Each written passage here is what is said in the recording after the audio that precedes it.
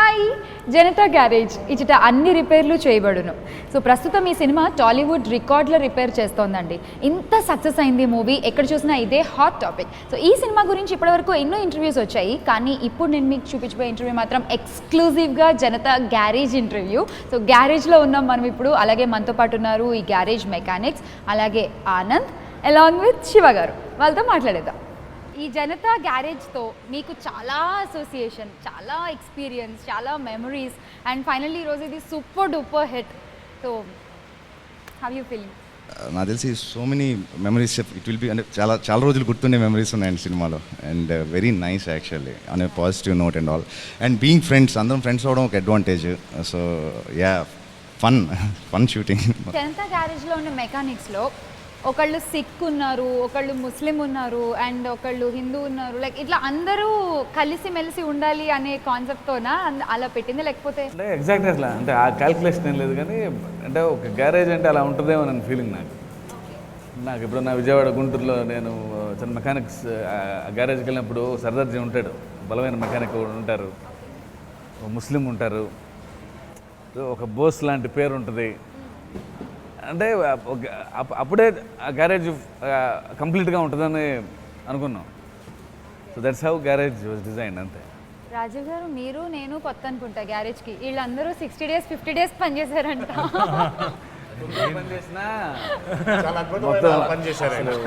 Garage మామూలుగా match ఆడితే T20 ఆడేసి వెళ్ళిపోయాడండి. ఇక్కడ సచిన్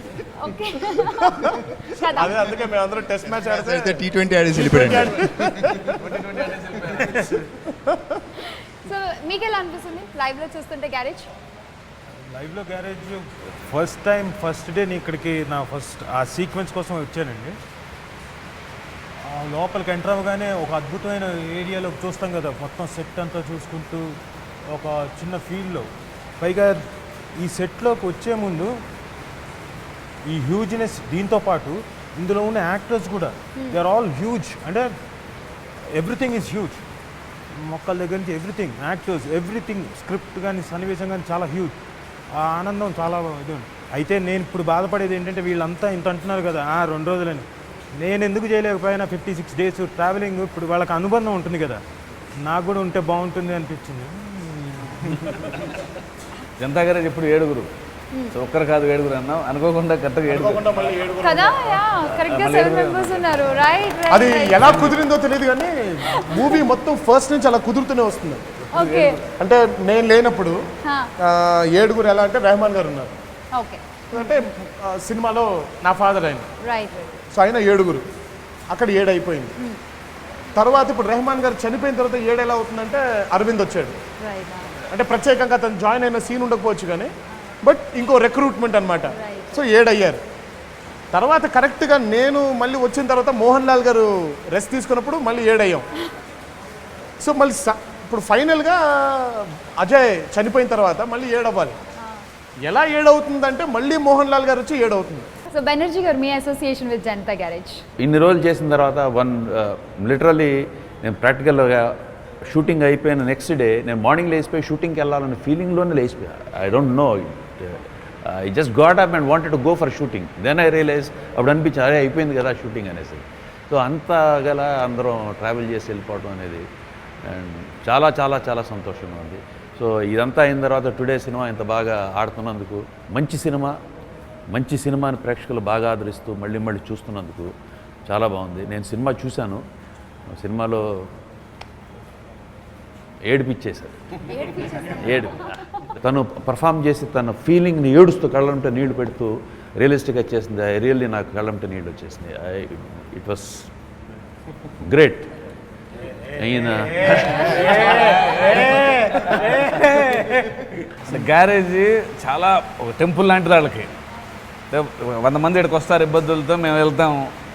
అలాంటిది ఎవరో కొత్తగా ఒక స్ట్రేంజరు ఒక ఇన్సిడెంట్తో అతనికి అప్పచెప్పేశారు బాధ్యత. ఏం చేయలేము, ఆయన చెప్పాడు వెళ్దాం.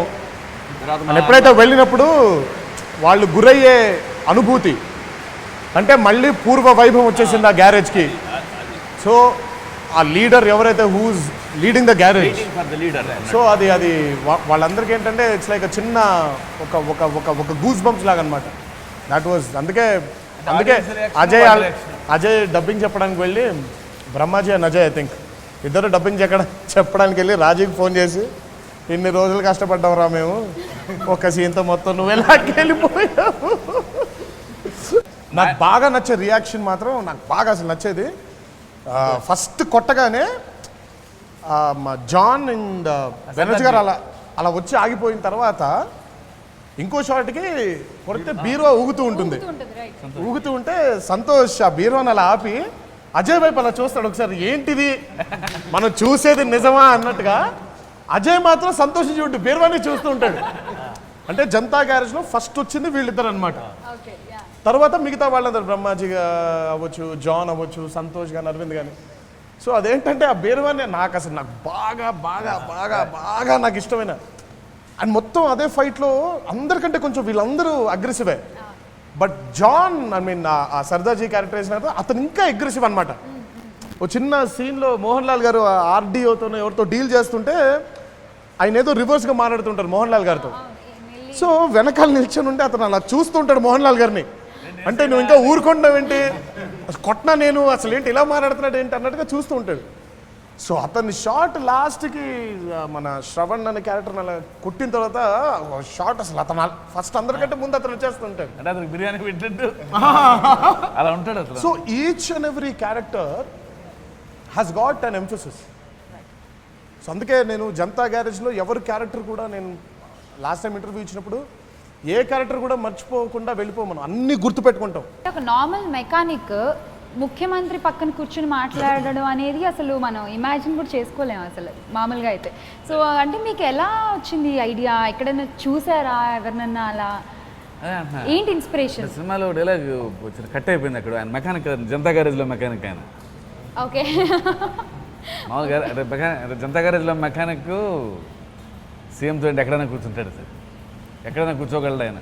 అంటే సొసైటీ పట్ల అంత బాధ్యత ఉన్న జనతా గ్యారేజ్ కాబట్టి జనం కోసం నిలబడే మనుషులు, జనం కోసం నిలబడే గ్యారేజ్. సో దాన్ని నడిపించే మనిషి ఎక్కడైనా కూర్చోగలడు, ఎక్కడైనా కూర్చోవాలి. సాంగ్లో కూడా ఉంటుంది, వెనకడుగు అయిపోరు మనకెందుకు అనుకోరు, జగమంతా మనదే పరివారం అంటారు. సో వాళ్ళు వృత్తిరీత్యాగా వాళ్ళకి బ్రతుకు తెరువు మెకానిక్లా పనిచేయడం, బట్ వాళ్ళ బాధ్యత సమాజం పట్ల వెళ్ళి సమాజాన్ని రిపేర్ చేయడం. సో అంత డెప్త్ ఉన్న ఇదన్నమాట జనతా గ్యారేజ్. ఈ టైటిల్ ఎప్పుడు అనుకున్నారు అసలు? అంటే దీనికి టైటిల్ గురించి ఆలోచించలేదు. అంటే ఎంతసేపటికి జనతా గ్యారేజ్లో ఆయన జనతా గ్యారేజ్ పెట్టుకున్నారు, జనతా గ్యారేజ్ మూతపడింది, జనతా గ్యారేజ్కి మళ్ళీ ఈయన వచ్చారు, ఈయన తీసుకున్నారు, అంటే ప్రతి పదంలో జనతా గ్యారేజే ఉంది. సో ఈ సినిమా ఇంకేం పేరు పెడతాం, మీరు రైటర్ అయినా జనతా గ్యారేజే పెడతారు. చాలా సింపుల్ అయితే నిజం. కరెక్ట్. అంటే క్యారెక్టర్ పేరే పెట్టాలి. ఇప్పుడు మామూలుగా మనం చాలా సినిమాల్లో హీరో పేర్లు టైటిల్గా పెడతాం. సో మా సినిమాలో జనతా గ్యారేజ్ హీరో కాబట్టి సో జనతా గ్యారేజ్ పేరే పెట్టుకున్నాం. ఇది హీరో అండి. సో అంటే మీకంటే కూడా ఇదే ఎక్కువ పెద్ద క్యారెక్టర్ ఉంది సినిమాలో. ఆనంద్ కంటే కూడా Janata garage is having a long character. నేను టెంపుల్ లాగా నమ్మేమండి. లేదు సార్, మూవీ షూట్ ఉన్నప్పటి నుంచి కూడా గ్యారేజ్ చాలా హాట్ టాపిక్గా ఉంది. అండ్ ఎందుకు నేను ఇటు పక్క నుంచి వెళ్తా కూడా ఇదే నా జనతా గ్యారేజ్ సెట్ మొత్తం ఇక్కడే లోపల షూటింగ్ జరుగుతూ ఉంది, పీపుల్ మాట్లాడుకుంటా ఉంది, రైట్? సో అరవింద్ ఏంటి అవుట్ ఆఫ్ ఎక్కడికి వెళ్ళిపోయారు అసలు? షూటింగ్ లొకేషన్ సినిమా సక్సెస్ దగ్గర సెట్లో ఉన్నాం కదా, ఏది రిపేర్ చేయాలని ఆలోచిస్తున్నాం. ఇంకా నాకంటే సినిమాలో యంగెస్ట్ మెకానిక్ ఆయన ఎలా రండి, మేము ఉన్నామండి. అయిన తర్వాత యంగెస్ట్ మెకానిక్ మేమండి. మీరు ఆయన యంగ్ చేశారేంటండి? అంటే మీరు నాకు కథలో చెప్పని ఎలిమెంట్స్ ఇదా? కథలో చెప్పని ఎలిమెంట్ అంటే అతన్ని ఆయన యంగా మెకానిక్ కాదు కదా అని అప్పుడు అంటే వచ్చి నేర్చుకున్నారు, తర్వాత నేర్చుకున్నాం, నేర్పారు కదా. అరవింద్ చెప్పండి. అరవింద్, సో ఇంత పెద్ద ఓషన్లో యూర్ ఆల్సో డ్రాప్, ఎలా అనిపిస్తుంది? First of all thank you అండి మీకు. లాస్ట్ వీక్ షూటింగ్ అయ్యి ఇక్కడి నుంచి ప్యాకప్ అయ్యి లాస్ట్ డే వెళ్ళబుద్ధి కాలే ఇక్కడి నుంచి మాకు. మళ్ళీ మీ వాళ్ళు అందరం కలిసాం, అలా చాలా అంటే చాలా ఎమోషన్ అనిపిస్తుంది వెళ్ళిపోవడానికి. ఇక్కడ లాస్ట్ డే వెళ్ళిపోతున్నాం, మిస్ అయిపోతున్నాం అని. Thank you very much. Thank you sir నాకు ఇందులో వచ్చిన. అలాగే తారక్ గారికి నా కెరీర్ స్టార్ట్ అయింది ఆషుక్ మూవీ నుంచి. ఆ మూవీ తర్వాత మళ్ళీ ఆయనతో టెంపర్ చేశాను, ఈ మూవీ ఇన్ని డేస్ వర్క్ చేశాం. Thank you. సో జనతా గ్యారేజ్లో ఇప్పుడు ప్రస్తుతం ఏం రిపేర్లు జరుగుతున్నాయి? మీరు బయలుదేరితే ఏదో మొదలు పెట్టారు. మీరు ఉన్నారు కదా అని కాసేపు గ్యాప్ తీసుకోవడమే తప్ప మళ్ళీ మీరు వెళ్ళిపోగానే మా బట్టలు మేము వేసుకొని బళ్ళు రిపేర్ చేసుకోవడం. కాసేపు రాజీవ్ ఉన్నాడు కాబట్టి ఫస్ట్ తను రిపేర్ చేసి ఆ తర్వాత బళ్ళని రిపేర్ చేస్తాం. థియేటర్ కలెక్షన్స్ రిపేర్ జరుగుతున్నాయి కదా. రైట్ ఆన్సర్ నా క్వశ్చన్కి. సినిమా రిలీజ్ అయింది కాబట్టి పైన పాలిషింగ్ అనమాట. గ్యారేజ్ పద్ధతులు అయితే కొంచెం మారినట్టున్నాయి. అంటే ఇది వరకు కస్టమర్ ఎవరన్నా వస్తే వెళ్ళేవాళ్ళు, ఇప్పుడు తెలిస్తే ఎగేసుకుంటూ వెళ్ళిపోతున్నారు. అంతేనా? ఎగబడి ఓ వెళ్ళిపోతాం. సారీ, ఎగబడి ఎగబడి అంటే ఇంకా మోర్ పవర్ఫుల్ అంతే. ఎగేసుకున్న వల్ల ఎగబడి కష్టం ఉందని తెలిస్తే చాలు పరిగెత్తుకుంటూ వెళ్ళిపోయేవాళ్ళం. రైట్. ఇప్పుడు కష్టం తెలియాల్సిన ఉంటే ఎగబడి కష్టం ఉందని తెలిస్తే చాలు ఎగబడి వెళ్ళిపోతాం. కష్టం ఉందని చెప్తే పరిగెత్తుకుంటూ వెళ్ళేవాళ్ళం, కష్టం ఉందని తెలిస్తే చాలు ఎగబడి వెళ్ళిపోతాం. మీకు సత్యం గారి ఆధ్వర్యంలో బాగుందా, ఆనంద్ ఆధ్వర్యంలో బాగుందా జనతా గ్యారేజ్? ఇది చాలా టఫ్ అండి, చాలా టఫ్ చెప్పడం, చాలా టఫ్.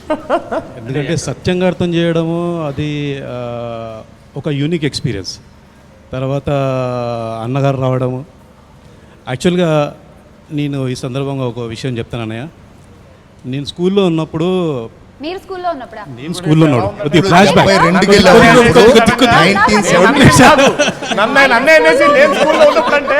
అంటే ఒక విషయం చెప్తాను, నేను ఒక విషయం చెప్తాను. అంటే మహానాడు అప్పుడు అన్నగారు పెద్ద అన్నగారు సీఎం ఉన్నప్పుడు మహానాడు జరిగింది నిజాం కాలేజ్లో.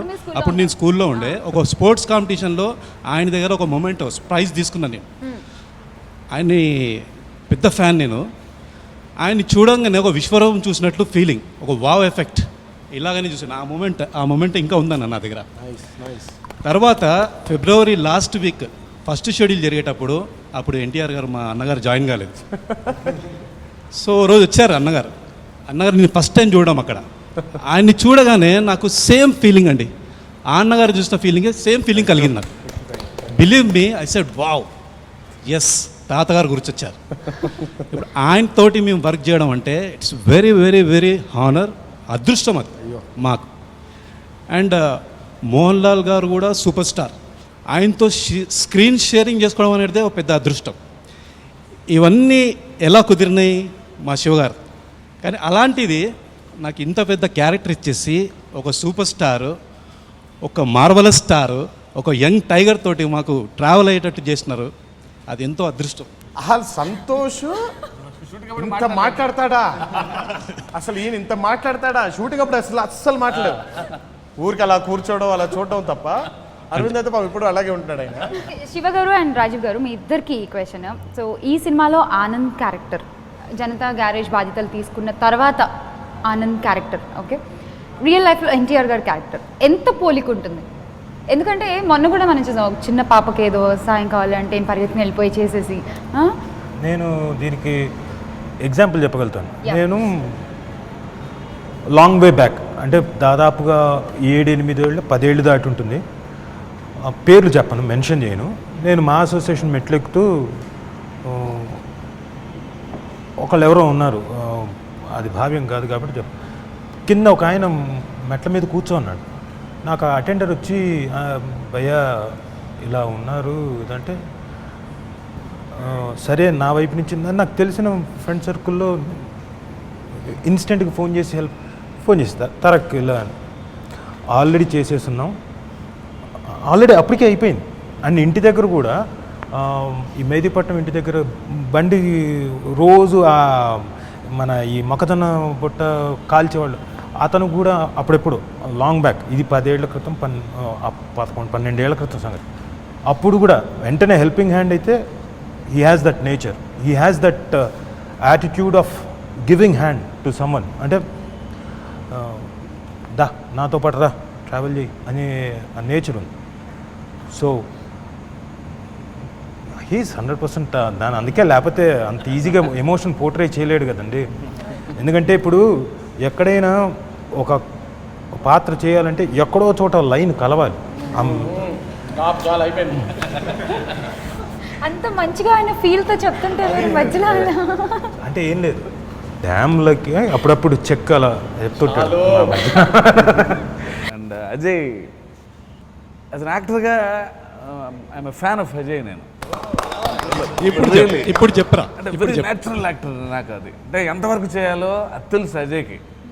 చిన్న డౌట్ వచ్చి అడుగుతాడు, సరే ఇంకేమన్నా అని. పర్ఫెక్ట్గా ఉంటుంది నాకు. అంటే I love to watch Ajay performing. ఆయన వచ్చి వెళ్తారు చిన్న గ్యారేజ్కి ఫస్ట్లో ఒక సీన్లో. అవి వచ్చినప్పుడు అంటే ఎక్కువ చెప్పలా, అంటే ఆయన వస్తారు కానీ మనకి పనులు చేయట్లేదు అని పంపించేయాలి అజయ్ అని చెప్పాను. బట్ అందులో ఎంత ఉందంటే డెప్త్, బట్ అతను తెలియాలి క్యారెక్టరు. అంటే నేను అంటే వాళ్ళకి ఇష్టం లేదు పంపడం, అంటే వాళ్ళు రెడీగా ఉంటారు ఎవరైనా వస్తే దూకేద్దామని. బట్ వాళ్ళకి ఇష్టం లేకపోయినా సరే అన్న కోసం, సత్యం అన్న కోసం పంపించేయాలి, మనం ఇది చేయట్లేదు, ఆయన ఆరోగ్యం బాగుంటలేదని.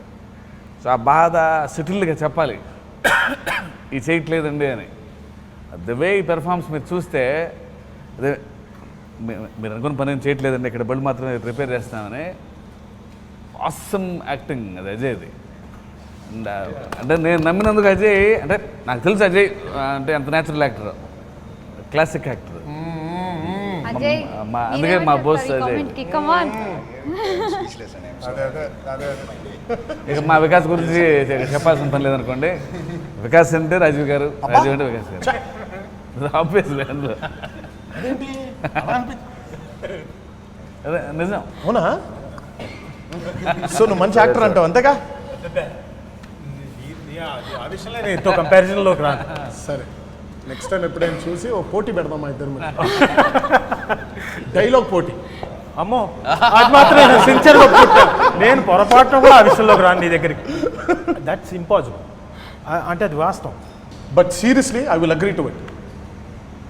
నాకు రాజీవ్ కంటే బెటర్ వికాస్ నేను చూడలేదు, నేను చూడలేను కూడా. అజయ్ కంటే బెటర్ బోస్, బెనర్జీ గారి కంటే బెటర్ సైదులు, అరవింద్ గారు అవ్వచ్చు, అయినా బెనర్జీ, ఐ మీన్ బ్రహ్మాజీ. అంటే దే ఆర్ ఇర్రిప్లేసిబుల్ మెకానిక్స్ అనమాట.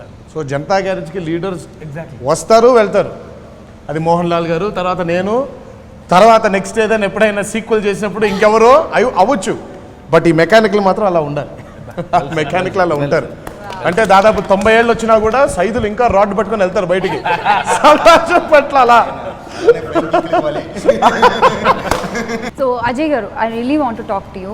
ఇంత మంచి క్యారెక్టర్ మీ ముందు సినిమాల్లో ఎక్కడ మీకు ఇలాంటి దొరకలేదు అసలు, మీరు హీరోగా చేసినా కూడా. సో చాలా చాలా బాగా చేశారు సార్ చెప్పినట్టు ఇందాక. సో మీకు ఎలా అనిపిస్తుంది ఇంత మంచి క్యారెక్టర్? సో ఇంత పెద్ద కథలో ఇంతమంది యాక్టర్స్ ఉన్న కంటెంట్ ఉన్న దాంట్లో ఎక్కడో పాయింట్లో బోస్ అనే క్యారెక్టర్ కథ కొంచెం మూవ్ చేసింది. See that something I'm lucky enough. ఆ క్యారెక్టర్ శివ గారు నాకు ఇవ్వడం అనేది లక్కీ ఎనఫ్. అండ్ అంటే చెప్పచ్చా సార్ లాస్ట్ అదంతా మాట్లాడచ్చు. ప్లస్ అంటే ఇది రీజన్ అవ్వాలి. క్లైమాక్స్లో ఏదైతే ఉందో వెళ్ళి జనతా గ్యారేజ్ మోహన్ లాల్ గారు వెళ్ళి కానీ ఆనంద్ అనే క్యారెక్టర్ వెళ్ళి కానీ చంపేయాలి కొడుకున్న దానికి this should be very strong reason. So అలాంటిది ఈ క్యారెక్టర్ అంత ట్రావెల్ అయ్యి అంత షుగర్ అంత గట్టిగా రిజిస్టర్ చేశారు కాబట్టే సో ఆ మూడు వచ్చింది క్లైమాక్స్లో. ఎస్, కొడుకును కూడా చంపేయచ్చు అనేది. అండ్ ఇంకా యాక్చువల్గా శివ గారు అన్నారు కానీ శివ గారిని బాగా చాలా క్వశ్చన్లు అడిగానండి షూటింగ్ అప్పుడు. ఇదేంటండి అదేంటండి అప్పుడప్పుడు నేను ఎప్పుడు చేయలేదు కాబట్టి I have my own doubts. అంటే ఎలా ఉంటుందో ఏంటో. రాజీవ్ అన్న అడిగాను, ఇలా డెత్ ఉందండి, ఇలా ఇది ఇదంటే నువ్వు షోల్డర్ పైకి పెడతావు, కింద పెట్టమన్నాడు. షోల్డర్ ఓకేనే, నేను షోల్డర్ లేపనైతే ఇలా వెళ్తానంట నేను కొంచెం అది కొంచెం. So I was nervous doing it. అంటే నాకు జడ్జ్మెంట్ లేదు, నేను ఎలా చేయగలను ఏంటనే లేదు. బట్ శివ గారు చూడంగానే బాగుందనగానే that's only say that's a confidence. కానీ ఈరోజు నాకు అంటే ఒక 15-16 ఇయర్స్ అయిందండి వచ్చి. మా చుట్టాలు ఎప్పుడన్నా అంటే ఏదో ఎంతో బాగుంటే తప్పితే ఫోన్ రాదు నాకు. మొత్తం నా చుట్టాలందరూ ఫోన్ చేసి చాలా మంచి క్యారెక్టర్ చేసేవారో, ఇలాంటి క్యారెక్టర్ చేసి ఫర్దర్గా అన్నారు. So that's a very big thing personally. అంటే బయట ఫ్రెండ్స్ అంటాం వేరు, వీళ్ళందరూ అంటాం వేరు. ఎప్పుడో అంటే వాళ్ళకి నచ్చితే కానీ కాల్ చేయరు. అలాంటి వాళ్ళు కాల్ చేసి చెప్తున్నారంటే I'm so happy for this. Thank you Shiva గారు ఫర్ ద రోల్. అండ్ బాగా నచ్చింది ఏంటంటే the character establishment of 2 brothers. Mohan Lal గారి అబ్బాయికి నాకు ఫస్ట్ కాన్ఫ్రంటేషన్. నేను ఫస్ట్ టైం సినిమా చూస్తున్నప్పుడు దిస్ వాజ్ మై ఎక్స్ప్రెషన్. అంటే సినిమా అన్ని రోజులు చేశాను నేను, ఆ సీన్ ఎలా ఉంటుందో తెలుసు, ఆయన ఎలా డైరెక్ట్ చేస్తారో తెలుసు, దేవి గారు ఎలా బ్యాక్గ్రౌండ్ మ్యూజిక్ ఇస్తారో తెలుసు. కానీ బట్ ఆ ఫిల్మ్లో ఎంత ఎంగేజ్ అయిపోయానంటే నాకు వాళ్ళిద్దరు అసలు కలుస్తుంటే అబ్బా అన్నాను. ఒకసారి శివ పక్కనుంటే అలా అన్నాను. బికాజ్ అంటే ఇద్దరు లాంగ్ లాస్ బ్రదర్స్ వాళ్ళు కలుస్తున్నారు. కలిసినప్పుడు ఇదంతా చెయ్యొద్దు అని అన్నప్పుడు ఉన్ని ముకుందన్ గారు చిన్నప్పటి నుంచి చెయ్యొద్దు ఇది చేయొద్దు అది చేయొద్దు అనేది బాగా విని బాగా అలసిపోయాను, ఇంకా నేను విన్నదలుచుకోవట్లేదు అని. అదే ఆయన క్యారెక్టర్. ఎందుకంటే చిన్నప్పటి నుంచి కూడా తన ఆశలు చాలా పెద్దవి. జనతా గ్యారేజ్ వాళ్ళకి ఉండకూడని ఆశలు తనవి. ఇప్పుడు ఆనంద్ డైలాగ్ ఎలా ఉంటుందంటే, నాకు మాత్రం చెప్పిందే మళ్ళీ చెప్పి ఇంకా చెప్పాలనిపిస్తూ ఉంటుందంటే. So one of the best dialogues in that scene. అంటే నాకు చెప్పడం ఇష్టం లేదు అని ఒక క్యారెక్టర్ అంటుంది, నాకు మాత్రం చెప్పిందే మళ్ళీ చెప్తే ఇంకా చెప్పాలనిపిస్తూ ఉంటుంది అని. బాగా ఇష్టమైన మాటల్లో అదొక మాట. సో ఇందాక ఎన్టీఆర్ గారు అన్నట్టు లెట్స్ హోప్ సీక్వెల్ సూన్, కానీ మెకానికల్ మాత్రం ఇలానే ఉండాలన్నారు. చూడాలి అంటే మళ్ళీ ఎత్తుక్కోవాలి. We expect same Anand actually, same Keshav. Vikas late అయిపోయింది. వికాస్ కి ప్రాబ్లం అయిపోయింది. అతని ప్రాబ్లం సాల్వ్ అయిపోయింది. ఎవరి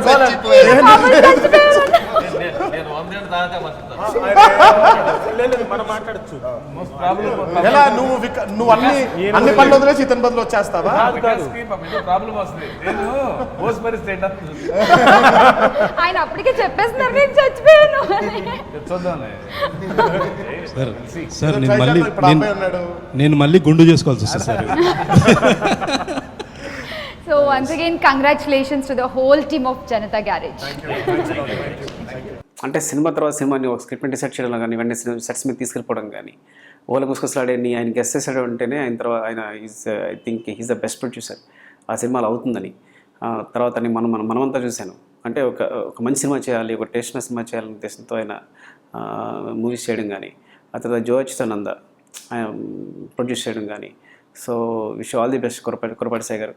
ఈ సినిమా డెఫినెట్గా చాలా పెద్ద సక్సెస్ తీసుకొస్తుంది, మీకు బోల్డ్ అండ్ డబ్బులు కూడా తీసుకొస్తుంది, బోల్డ్ అంత పేరు కూడా తీసుకొస్తుంది. టీజర్ చూశాను, చాలా బాగుంది. బ్యాక్గ్రౌండ్లో కళ్యాణ్ మ్యూజిక్ చాలా అందంగా ఉంది. ఊహల గుసగుసలాడే కళ్యాణ్ మాలిక్ మ్యూజిక్ ఎంత ప్లస్ అవుతుందో ఈ సినిమాకు కూడా అంతే ప్లస్ అవుతుంది. చాలా హృదయంగా అందంగా, అంటే గాల్లో తెలిపోవచ్చు తన మ్యూజిక్ వింటుంటే, అలా ఉంటుంది తన మ్యూజిక్. సో ఈ సినిమా కూడా చాలా ప్లస్ అవుతుంది. ఊహల గుసగుసలాడే చూసిన తర్వాత నేను దిలీప్ కూడా కనెక్ట్ చేశాను. అప్పట్లో నాన్నక ప్రేమతో సినిమాకి ముందు కెమెరామెన్ కావాలంటే